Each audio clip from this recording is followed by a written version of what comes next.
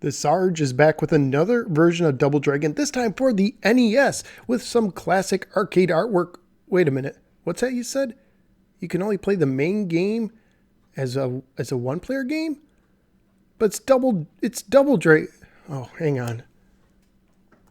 There, that's better. Alright, let's go ahead and take Single Dragon, pop it into our NES, and find out how this version holds up. Let's go to the game. Single Dragon was published by Tradewest and carries a copyright year of 1988. It is based on the popular 1987 Double Dragon arcade game. Single Dragon is a beat-em-up game with one mode of difficulty and two modes of play. Mode A can be played by one or two players alternating and contains 4 stages somewhat loosely based on the arcade game. Mode B is a one-on-one fight for 1 or 2 players simultaneous. In this mode, characters are larger, but the 2 fighting characters must be the same character with different colors telling them apart. Certain character fights will also feature weapons like a knife for Williams, a bat for Roper, and nunchucks for Chintai. When facing a computer opponent in this mode, the computer will get more health. According to the manual, you are Billy Lee, and your girlfriend Marion has been kidnapped by the Black Warriors street gang, which is headed by the mysterious Shadow Boss. The manual then immediately spoils the mystery, letting you know that the Shadow Boss is really Billy's twin brother Jimmy Lee. Yeah, the manual introduces a mysterious figure and reveals his surprise identity all in the same paragraph. That's some fine storytelling right there. In the game, you use the D-pad to move your character, the A button to punch, and the B button to kick, and A and B together to jump.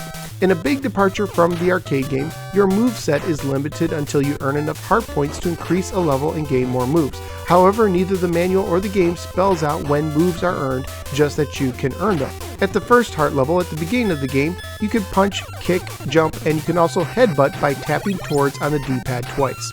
At the second heart level, you can uppercut or roundhouse kick automatically at the end of a series of kicks or punches. At the third heart level, you can jump kick when you jump. At the fourth heart level, you can do a hair pull when the enemy is ducked. Once you have a hold on them, you can press B to knee them in the face several times or A to toss them over your shoulder. At the fifth heart level, you can pin attack them by pressing down and A on a downed opponent.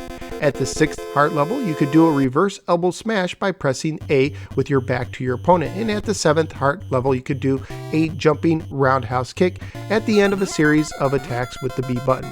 There's also many weapons you can pick up and use with the A button, including knives, bats, whips, rocks, oil drums, boxes, and exploding dynamite. You have a life bar that gets refilled after each level. If it empties, you lose a life. Lose all your lives and your game is over. There are no continues, making the game quite challenging.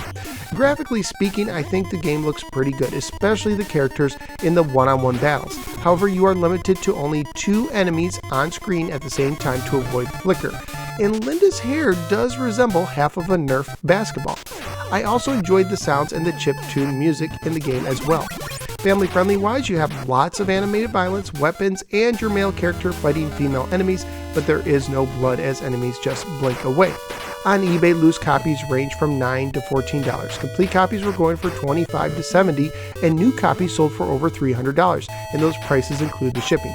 So what did I think of Single Dragon? Well, on one hand, I prefer the arcade levels over the NES version and didn't like having to earn moves, but on the other, it can help scratch the beat-em-up itch on the NES, even with some of these faults, and even though I have difficulty just getting through the 3rd stage.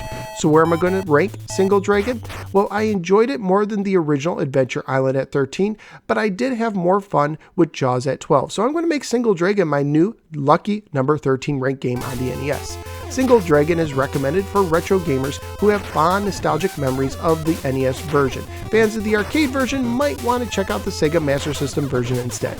If you enjoy retro-related videos, please click the like and subscribe buttons. I'm also a member of the Retro Junkies Network. You can find more retro podcasts and videos at theretrojunkies.com.